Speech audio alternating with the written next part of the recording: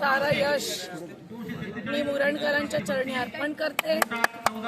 पहिल्यांदी महाविकास आघाडीचे जे घटक पक्ष शिवसेना मध्ये मनोहर भोईर साहेब, गणेश शिंदे साहेब, महेंद्र घरत साहेब, मिलिंद पाडगावकर साहेब, त्यानंतर बाळराम पाटील साहेब, संदेश भाई, विविध संघटना, त्या ठिकाणचे उरणचे मारे सगळे लोक यांनी मला भरघोस प्रतिसाद दिला। त्यानंतर माझी अख्खी स्वतःची टीम, कुटुंबीय आणि हे सगळं यश मी त्या सगळ्यांच्या चरणी अर्पण करते। माझे वडील वायशे कोडी साहेब, त्यानंतर हे प्रशांत भाऊ पाटील, त्यानंतर आदरणीय शरदचंद्रजी पवार साहेब आणि माझ्या पक्षाच्या चरणी अर्पण करते।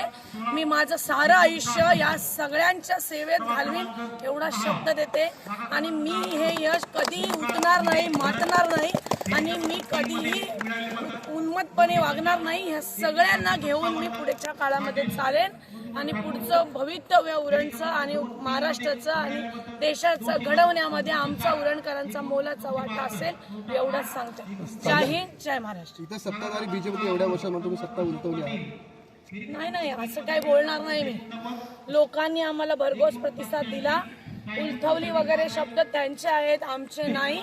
मी नम्रपणे हे माझं यश स्वीकारलेलं आहे आणि नम्रपणेच वागेन। उन्मत्तपणा आमच्यामध्ये कधीही येणार नाही। नगरसेवक संख्या सुद्धा वाढली आपली।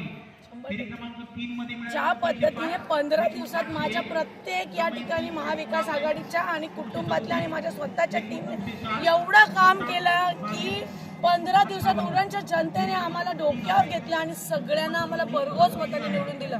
त्याबद्दल मी साऱ्यांच्या मनापासून आभार व्यक्त करते आणि मी कायम ऋणी राहील। 9 दिवस जवळजवळ 20 दिवस तुम्ही पहारा दिला स्ट्रॉंग रूम, पहिल्यांदा इतिहासात उरणच्या इतिहासात असं झालं।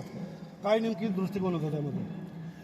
पहारा दिला कारण आपण बघतोय, नेहमी आपण ऐकतोय ईव्हीएमच्या संदर्भामध्ये कुठेतरी छेडखानी झाली, ती होऊ नये बस इतकंच। आणि दुसरा एक त्यामध्ये उद्देश होता की इलेक्शन झाल्यानंतर भावनाताई कुठेतरी पिकनिकला नाही गेली, इथं थांड मांडून घाट टाकून बसली आणि तुमच्या सगळ्या माझ्या युवकांची ज्या पद्धतीने बीजेपीने उन्माद मांडला होता पोरांना धरपकड करण्याचा, मी स्वतः रात्रीच्या इथे थांबलो कारण माझ्या या सगळ्या युवकांची जबाबदारी आणि माझ्या सगळ्या कार्यकर्त्यांची जबाबदारी मी घेतली होती।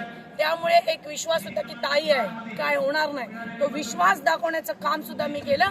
कारण विरोधकांनी इलेक्शनमध्ये सांगितलं की इलेक्शन झाल्यानंतर भावनाताई घाणेकर गायब होती, परंतु मी विजयाची वाट बघितली नाही, मी रोज ठाण म्हणून इथं बसलो।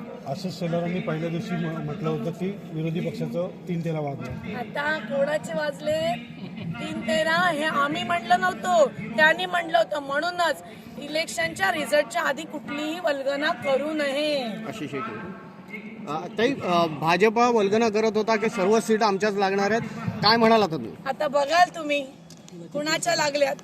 लोकांनी जर ठरवलं ना तर रावणाचा सुद्धा अहंकार गेला होता। हो, हे कोण आहेत, हे कोण आहेत?